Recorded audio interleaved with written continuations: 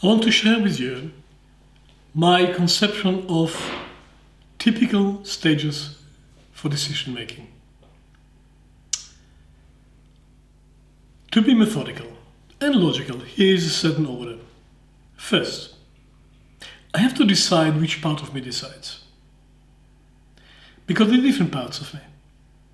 And I have to identify the inner authority that makes a decision. What we call in Sanskrit Ataman, the highest inner authority. Actually, for the Indians, Ataman still means God. But for us, it means the internal authority, spirit human. So, who am I that's going to make this decision? I am not one. I am connected and identified with different parts of me, and many of them are acting under pressure, under expectation, and under desires of the moment. So, who am I that makes the decision? Do I have a right to make this decision? Do I take the authority to make this decision? Will this decision really bind me? Because it's me who made it. That's number one. I'll come back to it again when I talk about collective. Not so simple. Then you have to decide. And that's a big one. For you could live for years thinking you're making a decision, but really you don't, because you didn't decide to decide. It's like committing. You have to decide. It's time to decide. And then it's not enough. You have to decide when to decide. Because until you ground it in your diary, until it happens at a certain point in time, it will not happen. It will arrive and take off again.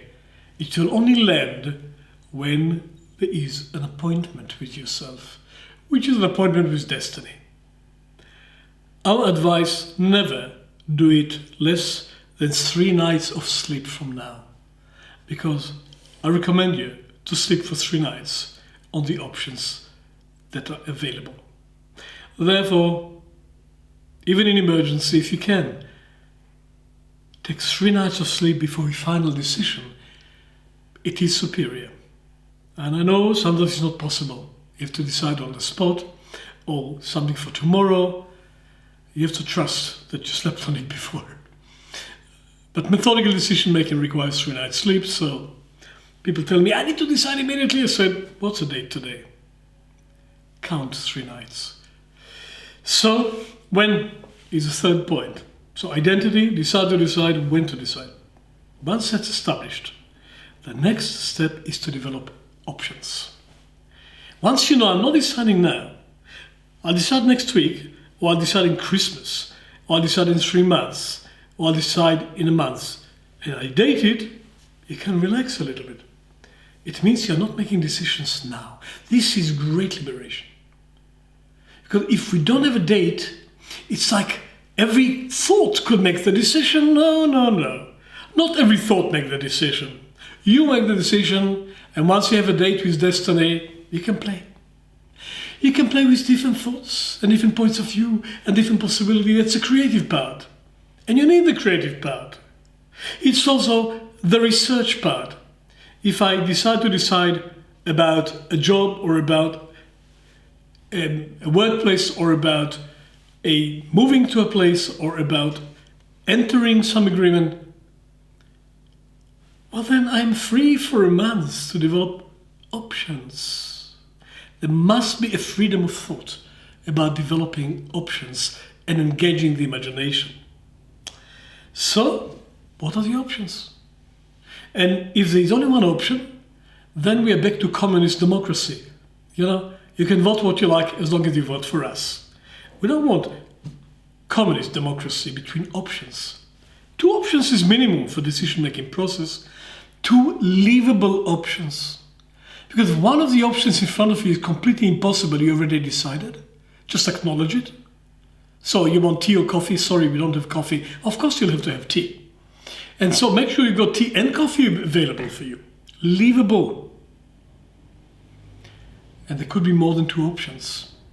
So you take time to cultivate the options until you end up with 2, maximum 3 options. 4 becomes little theater, but sometimes you need 5. What to do? Let's talk about archetypal situation. To do or not to do, yes or no, enter, exit, leaving a job, staying in the job, moving country, not moving country. But as I said, there can be more options. You have to cultivate these options. That's a time for research, for going beyond what you know about these options, for finding what you can find, and furnish them without decision. And let these 2 options talk to each other. And let the whole landscape develop around one and around another. And then imaginations will flow into it. Real imaginations. So if I'm there, that's what will not happen, but that's what might happen. But if I'm there, that will not happen, but something else might happen. And it is so rich. Even in relationship. To stay in relationship or to leave relationship. What does it mean to stay? What does it mean to live in fantasy? Yes, there's a loss, there's a grief, there's a distraction, but there's a space for something new. Maybe it's time for that.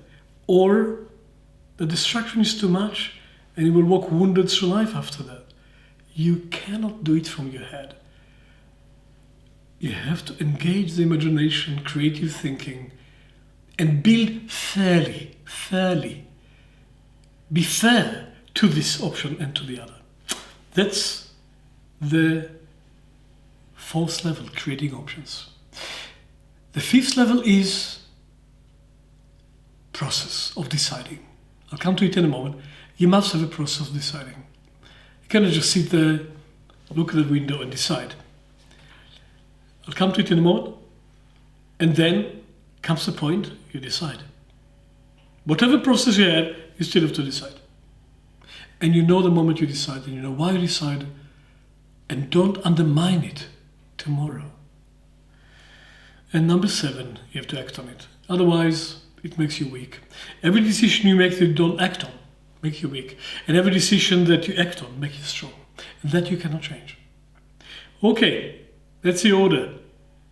Let's go back to number 5. What's the process?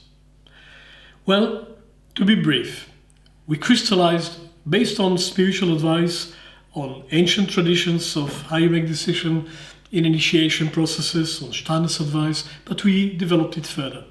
You take 2 chairs for 2 positions in front of you, and you build the picture, as I said before, but then you enter one of them. We actually practically enter one of them.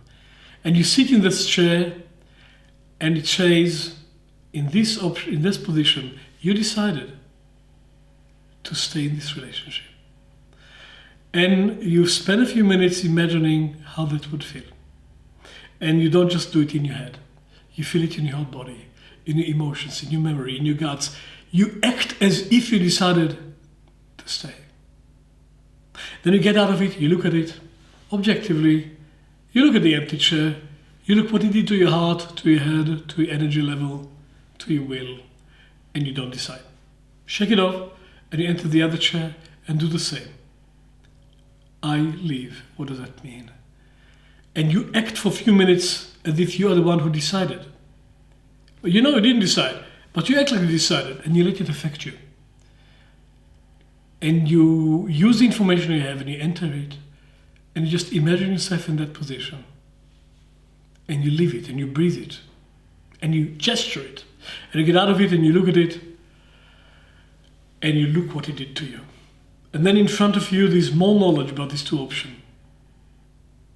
On this, you'll go to sleep. And in sleep, there will be some new input into these 2 pictures. And when you wake up in the morning, both of them will change when you do it for the second time. But there's something else. I realized sometime in the early 80s, it's not enough anymore. A 3rd position is required. Because your deeper wisdom needs you to embody it here. So we put a 3rd chair. This is me. 5 years from now, 10 years from now, 1 year from now, this is future me. What kind of person you want to be?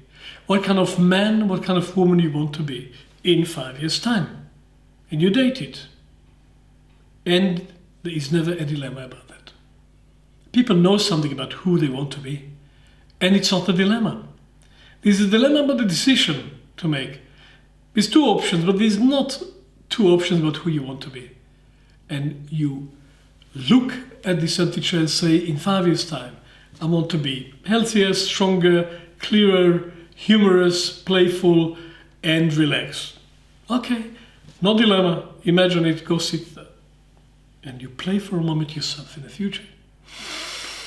And you breathe like that. And you gesture it. And from that position, you look at these two options. And you get a new perspective. You go to sleep on it. And you do it second time after sleep. There'll be different results. You do it third time after sleep. There'll be different results. And only the day after, the third night of sleep, you sit in your original chair, you look at everything you know, and you make the decision. These decisions, people don't regret. For you have used in the process everything you know. And even if something totally different happened tomorrow, and even if it is not successful in the way you hope it will be, you shaped yourself by this decision, and that stays for the next one. This is what I want to say about the process we recommend to individuals to make a responsible decision that incorporates a wisdom that is touching what you don't know and the future.